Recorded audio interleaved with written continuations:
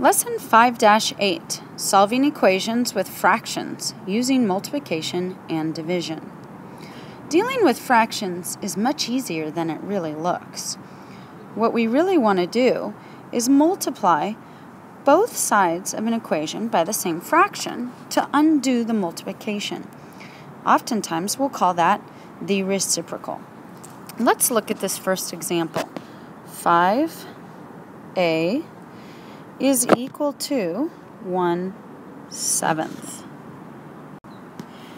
So what we're going to do here is multiply both sides by a fraction. We know that 5 is actually 5/1. So if I multiply both sides of this equation by 1/5, which is the reciprocal of 5, watch what happens. The 5's cancel, or even 1 times 5 is 5. 5 times 1 is 5. And so 5 divided by 5 is just 1a. A is now by itself. Now all I have to do is multiply these fractions on this side of the equation, because remember, what we do to one side of the equation we always do to the other. 1 times 1 is 1, and 7 times 5 is 35. Pause the movie now and copy the title of this video lesson along with this example into your notes.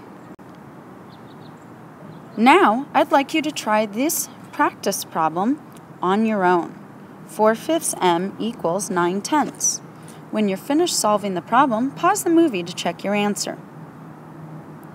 Let's see how you did. 4/5m is equal to 9/10. Remember, when we are using fractions, we're going to use the reciprocal. So instead of 4/5, I'm going to multiply by 5/4. This would actually be 20/20, which is just 1. Remember, we can also simplify. 4 divided by 4 is 1, and 5 divided by 5 is 1. So these all cancel out to leave us with m. Don't forget, what we do to one side of the equation, we also have to do to the other. So this would be 5/4 on the other side. There's two ways I can go about solving this. 9 times 5 is 45, and 10 times 4 is 40. This can be reduced. When we reduce, we look for a number that we can divide the top and the bottom number by. I know that this can be divided by 5, and so can this. 45 divided by 5 is 9, and 40 divided by 5 is 8. For now, we're going to leave these as improper fractions. Your book might ask you to change them to mixed numbers. In that case, 8 goes into 9 one time, that's one whole, with 1 out of the 8 left over. How else could we have solved the 9/10 times the 5/4? Well, we can cross-cancel before we multiply. I know that 5 and 10 can both be divided by 5. 5 divided by 5 is 1, and 10 divided by 5 is 2.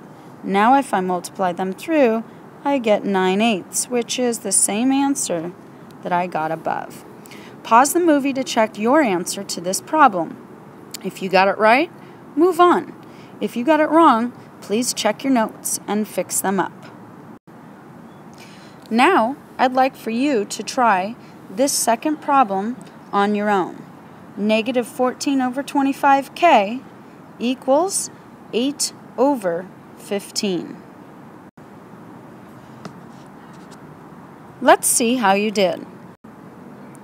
I'm going to use the reciprocal. In this case, the reciprocal is -25/14. These cancel. K is left by itself. In this case, I'm going to have 8/15. And remember, what we do to one side, we have to do to the other. So this is going to be -25/14. I have to multiply these two fractions together. In order to make my life a little easier, I'm going to simplify first. 8 can be divided by 2, that's 4. 14 can be divided by 2, that's 7. 15 and 25 can be divided by 5 to give me these simpler numbers. Now if I multiply through, I know a positive times a negative is a negative. 4 times 5 is 20, and 3 times 7 is 21. The answer for K is negative 20 over 21. Check your answers in your notes and fix any mistakes you might have made. When we have improper fractions, solving them is very easy. All we have to do is change them to improper fractions and follow the same steps. Try this problem on your own and then check your work with me. Let's see how you did. You should have changed this to an improper fraction. Remember, we times and then add. 8 times 1 is 8. 8 plus 5 is 13 over 8. N equals 26. We use our reciprocals, so 13 over 8 is going to be multiplied by 8 over 13, and the same over this side. I have to put 26 over 1. These cancel. Now n is equal, let's simplify this before we go ahead and multiply through. 13 divided by 13 is 1. 26 divided by 13 is 2. Now I have 2 times 8, which is 16 over 1, or n equals 16. Copy this problem into your notes. Now, I'd like for you to try these two practice problems on your own. Bring the solutions to class tomorrow.